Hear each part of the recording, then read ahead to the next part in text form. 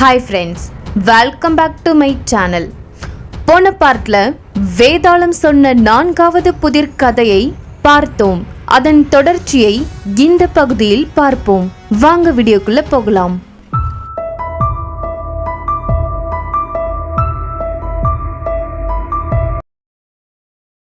மாறன், உங்கள் மகளை எனக்கு திருமணம் செய்து தாருங்கள் என்று காதம்பரியின் தாயிடம் கேட்டதும், நாளை மரண தண்டனையில் இருப்பவனுக்கு என் மகளை எப்படி கொடுப்பேன்?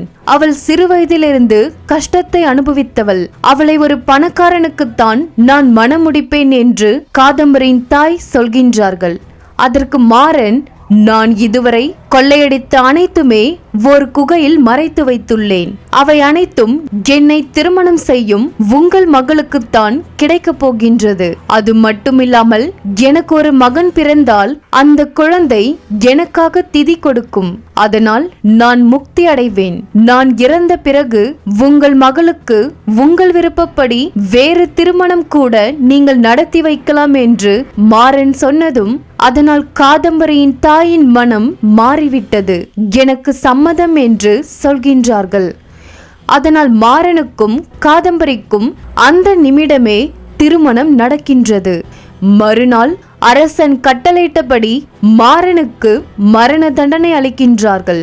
சிறிது நாள் கழித்து காதம்பரியும் கர்ப்பவதி ஆகின்றாள். மாறன் கொடுத்த செல்வத்தினால் காதம்பரியும் அவளின் தாயும் அவர்கள் நினைத்தபடி செல்வந்தர்களாக வாழ்கின்றார்கள்.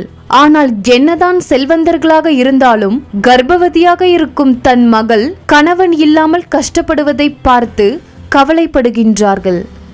அப்பொழுதுதான் அவர்கள் கோவிலுக்கு செல்லும் பொழுது அரண்மனையில் வேலை பார்க்கும் மாதவன் அங்கு வந்து, உங்களுடைய மகளை எனக்கு திருமணம் செய்து தாருங்கள், நான் அவளை சந்தோஷமாக பார்த்து கொள்கிறேன் என்று கேட்கின்றான்.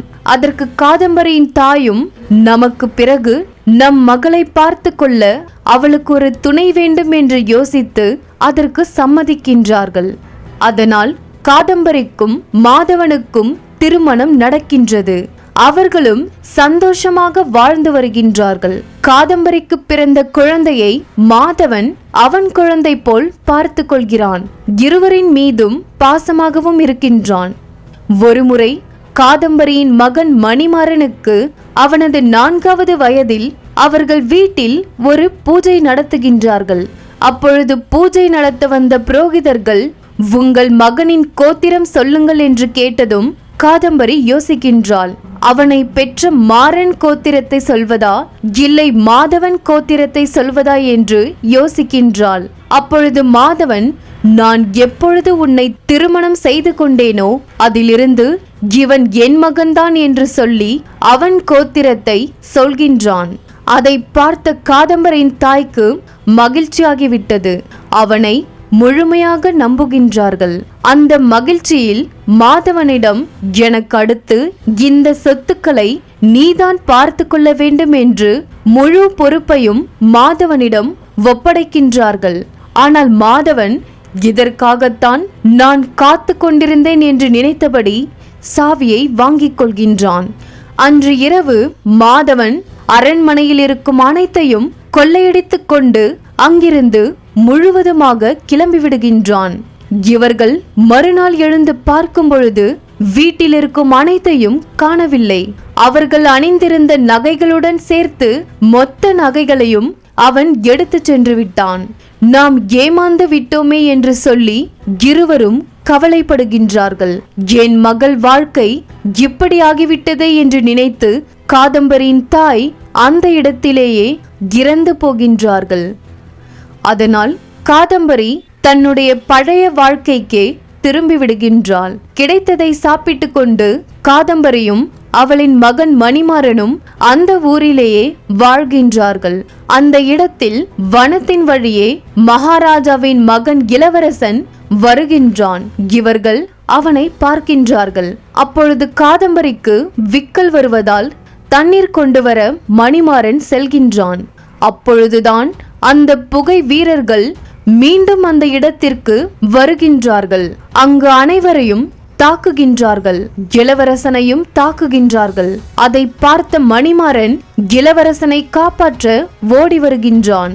ஆனால் எவ்வளவோ காப்பாற்ற முயன்றும் அந்த புகை வீரர்கள் இளவரசனின் தலையை வெட்டி எறிகின்றார்கள். அதை பார்த்து கோபப்பட்ட மணிமாறன் அந்த புகை வீரர்களை முழுவதுமாக அழித்து விடுகின்றான். தகவல் அறிந்து அந்த இடத்திற்கு மகாராஜா வருகின்றார். மணிமாறன், நான் எவ்வளவோ காப்பாற்ற முயற்சி செய்தும் அவர்கள் இளவரசனை கொன்றுவிட்டார்கள்.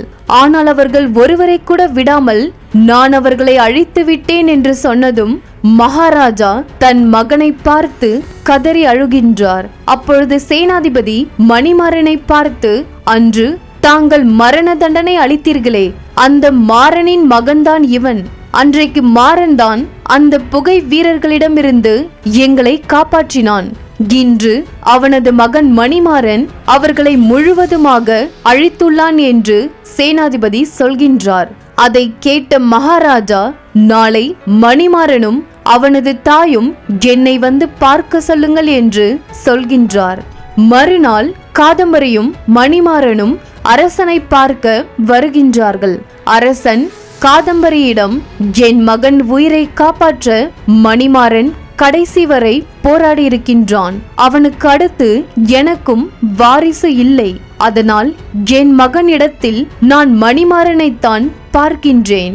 ஆகையால் உன் மகனை எனக்கு தத்து பிள்ளையாக தருவாயா என்று மகாராஜா கேட்கின்றார்.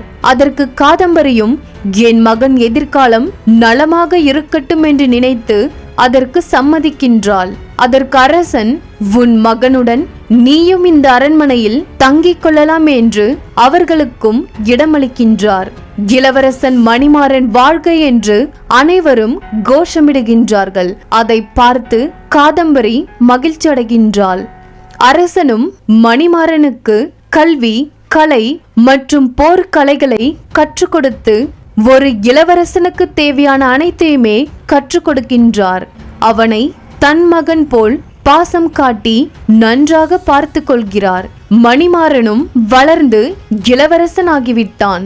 அந்த சமயத்தில்தான் திடீரென்று மாறுவேடத்தில் வந்த பக்கத்து நாட்டு உளவாளி மன்னரை குத்திவிட்டு அங்கிருந்து ஓடுகின்றான். எதிர்பாராத நேரத்தில் நடந்ததால் பதட்டமடைந்த மணிமாறன் அவனை கொன்றுவிட்டு மன்னரிடம் வருகின்றான். அரசன் சாகும் நிலையில் இருக்கும் பொழுது, நீதான் அடுத்த அரசனாக வேண்டும் என்று சொல்லிவிட்டு அங்கேயே இறந்து போகின்றார். அதனால் மணிமாறன் தான் அடுத்த அரசனாகின்றான்.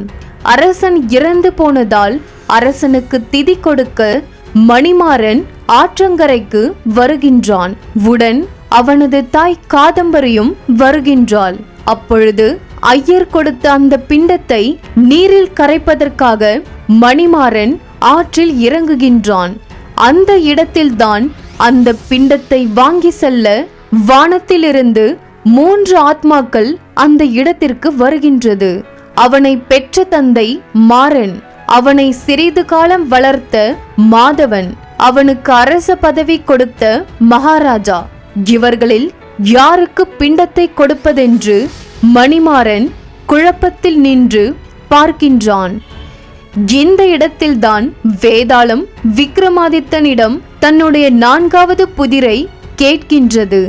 இவர்கள் 3 பேரில் மணிமாறன் யாருக்கு பிண்டத்தை அளிப்பான், யாருக்கு அளித்தால் அது நியாயமானதாக இருக்கும் என்று வேதாளம் விக்ரமாதித்தனிடம் புதிர் கேட்கின்றது.